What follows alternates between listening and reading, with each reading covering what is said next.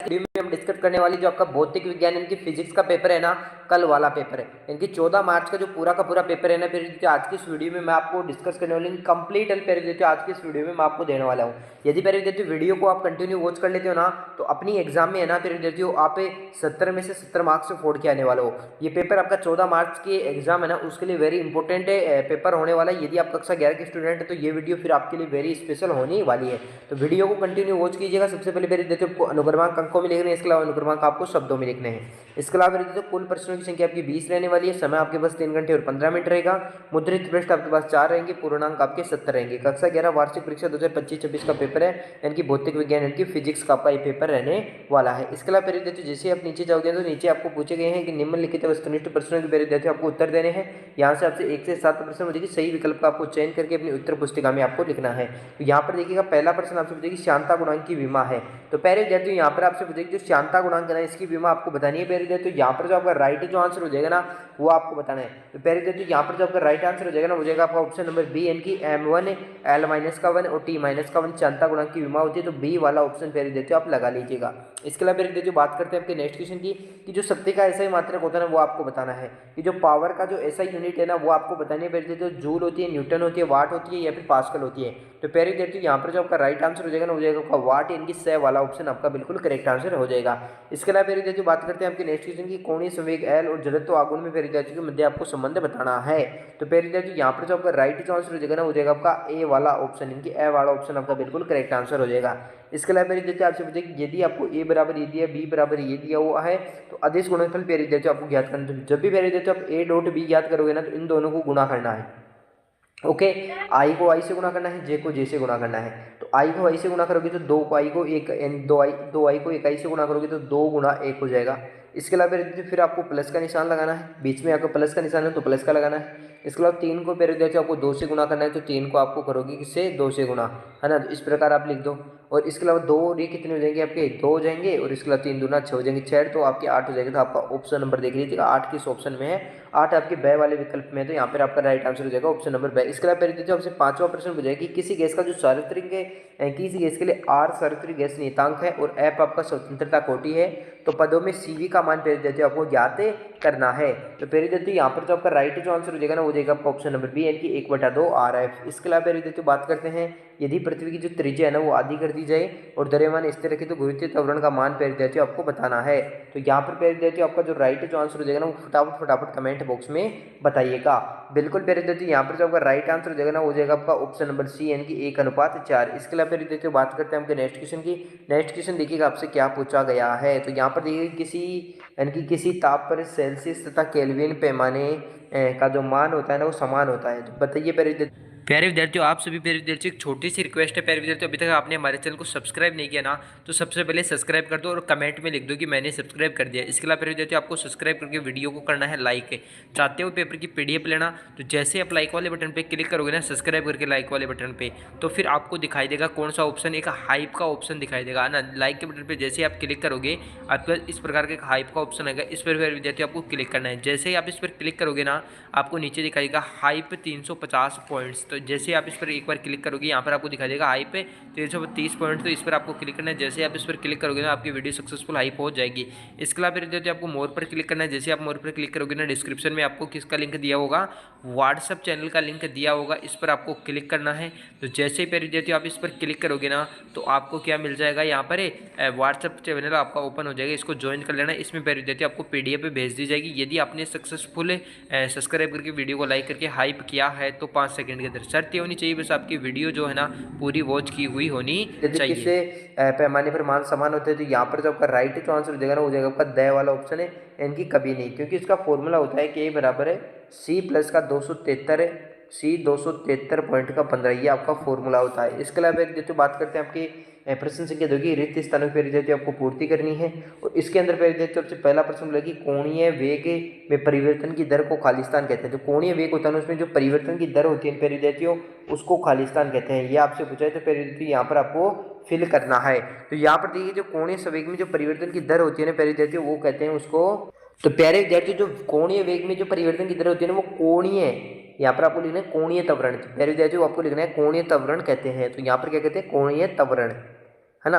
इसके अलावा जो बात करते हैं आपके नेक्स्ट क्वेश्चन की। नेक्स्ट क्वेश्चन देखिएगा, आपसे बोला कि 1 हॉर्स पावर में खालिस्तान एचपी होते हैं। तो यह आपको बताना है कि 1 हॉर्स पावर होता है ना, उसमें कितने वाट होते हैं। तो पहले देखो 746 वाट होते हैं। कितने वाट होते हैं? 746 आपके वाट होते हैं। इसके अलावा फिर देखो बात करते हैं आपके नेक्स्ट क्वेश्चन की। नेक्स्ट क्वेश्चन देखिएगा, फिर देखो आपसे क्या पूछा गया है कि घर्षण बल हमेशा गति की खालिस्तान दिशा में कार्य करता है। तो गति की कौन सी दिशा में कार्य करता है, ये आपको बताना है परिविद्यार्थियों। तो गति की हमेशा परिविद्यार्थियों विपरीत दिशा में कार्य करता है। कौन सी दिशा में कार्य करता है परिविद्यार्थियों? विपरीत दिशा में कार्य करता है। इसके अलावा परिविद्यार्थियों आपसे नेक्स्ट क्वेश्चन पूछा है कि जो श्यानता होता है ना, श्यानता गुणांक का जो एसआई मात्रक है ना, वो आपको बताना है। तो श्यानता गुणांक का जो एसआई मात्रक हो जाएगा ना, वो आपको हो जाएगा पास्कल। क्या हो जाएगा? पास्कल, यानी कि PA.S आपका हो जाएगा। इसके अलावा फिर देखिए बात करते हैं आपके नेक्स्ट क्वेश्चन की।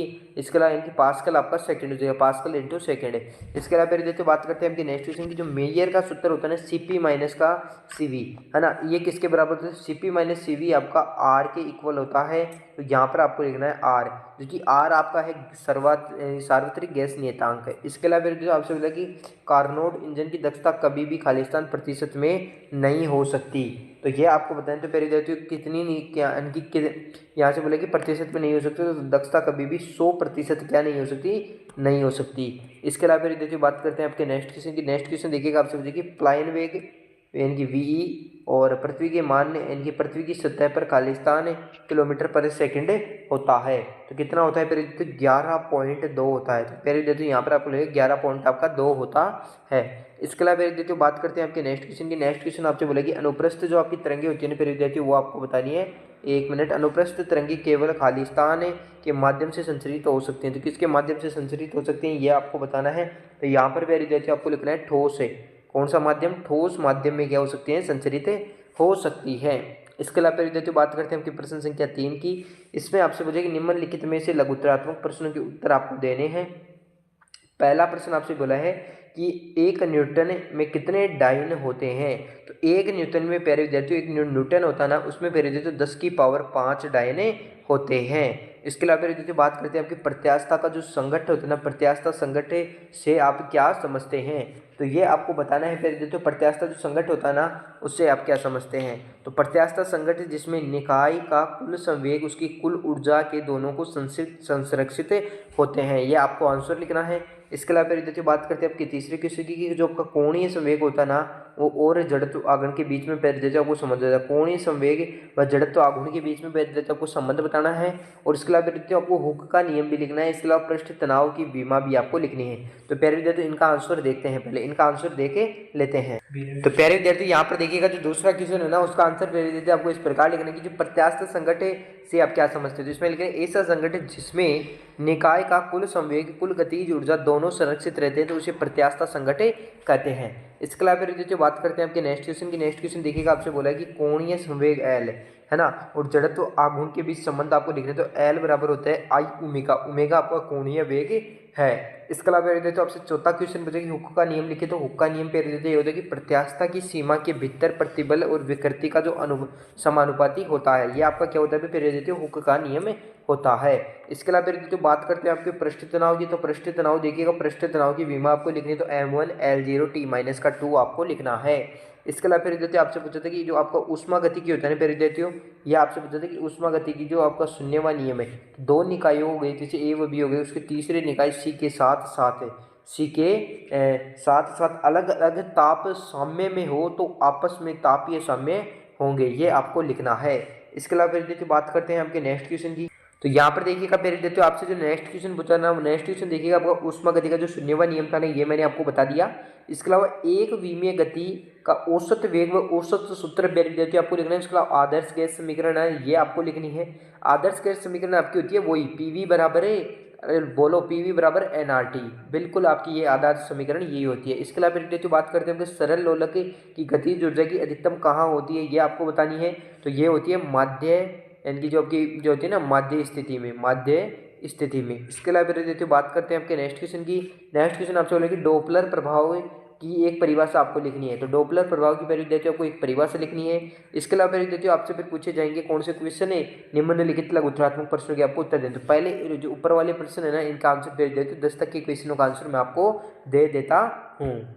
तो प्यारे विद्यार्थियों एक विमेय समीकरण के लिए आपको औसत वेग का जो सूत्र है ना वो आप इस प्रकार लिख सकते हो, वी एवरेज बराबर है यानी कि डेल्टा एक्स बराबर है डेल्टा टी। इसके अलावा विद्यार्थियों बात करते हैं आपके नेक्स्ट क्वेश्चन की, आदर्श गैस समीकरण मैंने बता दिया आपको पीवी बराबर एनआरटी लिखना है। इसके अलावा विद्यार्थियों बात करते हैं आपके नेक्स्ट क्वेश्चन का आंसर की, नेक्स्ट क्वेश्चन आंसर बोला है कि जो आपका सरल लोलक व गतिज ऊर्जा होती है वो अधिकतम कहाँ होती है, जो सरल लोलक की जो गतिज ऊर्जा है उसके माध्यम में अधिकतम होती है। इसके अलावा विद्यार्थियों बात करते हैं आपके नेक्स्ट क्वेश्चन की, डॉपलर प्रभाव का आपको एक परिभाषा देकर आपको समझाना है। तो डॉपलर प्रभाव की एक परिभाषा देकर आपको समझेगी, जब श्रोता यानी कि जब स्रोत और श्रोता के बीच सापेक्ष गति होती है तो श्रोता के द्वारा सुनी गई आवृत्ति होने वाले आभासी परिवर्तन को कहते हैं डॉपलर प्रभाव कहते हैं। इसके अलावा विद्यार्थी बात करते हैं आपके नेक्स्ट क्वेश्चन की। अब प्यारे विद्यार्थी बात करते हैं आपके चौथे नंबर क्वेश्चन की, एक कार की जो विराम अवस्था से प्रारंभ होकर 5 सेकंड से 20 मीटर पर सेकंड का वेग प्राप्त करती है तो कार के द्वारा उत्पन्न जो त्वरण का मान है ना वो आपको निकालना है। इसके अलावा विद्यार्थी आप सोचिए कि कार्य की जो परिभाषा ना वो लिखने है, इसके धनात्मक है, ऋणात्मक है तथा शून्य होने की जो शर्तें है ना उनको भी समझाना है। अभी आंसर लिख के मैं बताने वाला हूँ। इसके अलावा विद्यार्थियों आपसे पूछा है कि जो आपकी बर्नौली प्रमेय है ना वो बर्नौली प्रमेय का जो का कथन है लिखिए और इसकी विद्यार्थियों आपको व्याख्या करनी है। इसके अलावा विद्यार्थियों आपसे पूछे कि यदि यदि किसी स्प्रिंग की लंबाई 2 गुना कर दिया जाए और उसके बीच जो आपका बल नियतांक पर क्या प्रभाव पड़ेगा। इसके अलावा विद्यार्थियों 8वां प्रश्न आपसे पूछे कि एक पिंड पृथ्वी की सतह की h ऊंचाई पर स्थित है तो किसी ऊंचाई पर उसकी गुरुत्वीय स्थितिज ऊर्जा की सतह पर उसकी ऊर्जा की तुलना आधी हो जाएगी। इसके अलावा विद्यार्थियों बात करते हैं आपके प्रश्न संख्या 9 की, कि ऊष्मा के स्थानांतरण की आपको विद्यार्थियों 3 विधियां लिखनी है, जिसमें चालन हो गया, संवहन हो गया, विकिरण हो गया, इसकी आपको उदाहरण सहित समझाना है। इसके अलावा विद्यार्थियों बात करते हैं आपके प्रश्न संख्या 10 की, एक समान त्वरित गति के लिए आपको प्रथम समीकरण की ग्राफीय विधि से आपको व्युत्पन्न करना है। इसके अलावा प्रश्न संख्या 11 आपसे बोलेगी रेखीय संवेग संरक्षण नियम को आपको उदाहरण सहित समझाना है। इसके अलावा पृथ्वी की सतह पर जो आपकी गहराई डी है ना और गुरुत्वीय त्वरण जी का सूत्र विद्यार्थियों आपको व्युत्पन्न करना है। इसके अलावा विद्यार्थियों ऊष्मा गति का जो प्रथम नियम है ना उसके कथन को लिखिए और इसके द्वारा जो चक्रीय प्रक्रम में होने वाले कुल कार्य को आवेशित ऊष्मा के माध्यम के मध्य संबंध को आपको स्पष्ट करना है। इसके अलावा जो 14वां नंबर का क्वेश्चन आपसे बोला है कि द्विपरमाणु के गैस के लिए एक विशिष्ट ऊष्माधारिता Cp-Cv के मानों की आपको गणना करनी है। इसके अलावा विद्यार्थी आपसे 15 नंबर क्वेश्चन पूछा है कि कोणीय आवृत्ति ओमेगा आवृत्ति काल टी और के मध्य आपको संबंध व सरल आवृत्ति का एक विस्थापन जो समीकरण है ना वो आपको लिखना है। इसके अलावा विद्यार्थी 16 नंबर क्वेश्चन आपसे पूछा है कि केपलर के घरों की गति में 3 नियमों का आपको लिखना है और आवश्यक चित्र विद्यार्थी आपको बनाना है। इसके अलावा विद्यार्थी 17 नंबर क्वेश्चन आपसे पूछा कि ऊष्मा गतिकी के शून्यांकी प्रथम व द्वितीय नियमों को आपको लिखना है। इसके अलावा सरल आवृत्ति के दोलकों की गतिज ऊर्जा और कुल ऊर्जा में आपको संबंध उत्पन्न करना है। इसके अलावा विद्यार्थी बात करते हैं आपके 19 नंबर क्वेश्चन की कि प्रेक्षेप्य गति से आप क्या समझते हैं। प्रेक्षेप्य गति की जो ऊंचाई h प्रास r में सूत्र आपको उत्पन्न करना है। इसके अलावा एक प्रक्षेप्य आपको 30 डिग्री के कोण पर 40 मीटर पर सेकंड से फेंका गया, उड़ियन काल यानी कि विद्यार्थी टी की आपको गणना करनी है। इसके अलावा विद्यार्थी आपसे अथवा में पूछा है कि शांता गुणांक की परिभाषा दीजिए और स्टोक्स के नियम को लिखिए और इसकी सहायता से आपको सीमांत वेग का सूत्र प्राप्त करना है। इसके अलावा किसी सरल की सातत्य समीकरण को आपको समझाना है विद्यार्थियों। इसके अलावा विद्यार्थियों बात करते हैं आपके नेक्स्ट क्वेश्चन की, तो नेक्स्ट क्वेश्चन देखिएगा आपसे क्या बोला गया है। यहाँ पर देखिएगा विद्यार्थियों आपसे बोला है 20 नंबर का क्वेश्चन है कि तनित डोरी की अनुप्रस्थ जो तरंगे की चाल को व्यंजक को आपको प्राप्त कीजिए व सिद्ध कीजिए कि जो डोरी में उत्पन्न आवृत्ति है ना वो 1:2:3 में होती है। इसके अलावा विद्यार्थियों अथवा में आपसे पूछे कि जो आपकी अप्रगामी तरंगे किसे कहते हैं और इनकी कोई 2 मुख्य विशेषताएं आपको लिखनी है। यदि 2 तरंगों के बीच आपका पथांतर λ/6 है तो उनके बीच जो कलांतर का मान है ना वो आपको ज्ञात करना है। इसके अलावा गैसों की जो अनुप्रस्थ तरंगे उत्पन्न क्यों नहीं की जा सकती ये आपको बताना है। इसके अलावा विद्यार्थियों बात करते हैं आपके नेक्स्ट क्वेश्चन की। नेक्स्ट क्वेश्चन आपसे बोला है विद्यार्थियों की जो आपकी सरल आवृत्ति है ना क्या पूछा है कि जो आपकी सरल आवृत्ति करते हुए कण का अधिकतम वेग इसका आवर्तकाल विद्यार्थियों आपको ज्ञात करना है जिसका आयाम 2 सेंटीमीटर हो। इसके अलावा इस प्रकार जो आपका टोटल पूरा पेपर है ना विद्यार्थियों इसके जो कंप्लीट छोटे प्रश्नों का तो आंसर मैंने बता दिया है। यहाँ तक कि आपके नो इनकी जो कितने परसेंट 3% पूछे गए थे, इनका तो आंसर मैंने आपको बता दिया है। अब प्यारे विद्यार्थियों चाहते हो ना आप बड़े प्रश्नों का सोल्यूशन लेना, तो आपको मैं चौथा, पाँचवा और छठवां, सातवां, आठवां, नौवां इनकी आपके 4 से लेकर 9 प्रश्नों के उत्तर तो मैं आपको इनकी अब आगे वाली इनकी आप आगे देखता है ना, एक एक करके देखते हैं। तो 4 से लेकर 9 के आंसर सबसे पहले देखेंगे। तो शुरू करते हैं 4 से लेकर 9 प्रश्नों के उत्तर। तो प्यारे विद्यार्थियों आपसे जो 4 नंबर क्वेश्चन पूछा गया था, एक कार का जो विराम अवस्था में प्रारंभ होकर 5 सेकंड में 20 मीटर पर सेकंड के वेग से प्राप्त कर लेती है, तो कार के द्वारा उत्पन्न जो त्वरण का मान है ना वो आपको ज्ञात करना है। तो यहाँ पर देखिएगा प्यारे विद्यार्थियों जो प्रारंभिक वेग है ना आपको कितना दिया हुआ है, यहाँ पर 0 दिया हुआ है। अंतिम वेग प्यारे विद्यार्थियों 20 मीटर पर सेकंड दिया, समय आपको 5 सेकंड दिए हुए, और प्यारे विद्यार्थियों यहाँ से आपसे क्या पूछा है, त्वरण पूछा है। तो त्वरण निकालने का प्यारे विद्यार्थियों यहाँ पर ये वाला फॉर्मूला लगा है, ए बराबर यानी कि जो आपका ए बराबर है वी माइनस का यू, आपको सूत्र लगाना है। वी का मान पे दिया तो यहाँ पर देखिएगा हमें क्या दिया हुआ है, यहाँ पर भेज सबसे पहले हमें अंतिम वेग में से प्रारंभिक वेग घटाते, तो प्रारंभिक वेग है ना उसका मान तो 0 है, अंतिम का 20 है, तो 20 में से 0 गया 5, और 5 में से यानी कि 20 में से 0 जाएगा तो आपका 20 बचेगा, 5 है तो त्वरण आपका आ जाएगा 4 है, यानी कि त्वरण आपका कितना आ जाएगा 4 आ जाएगा। इसके अलावा फिर 4 आपका इसका आंसर हो जाएगा। अब बात करते हैं आपके पांचवें क्वेश्चन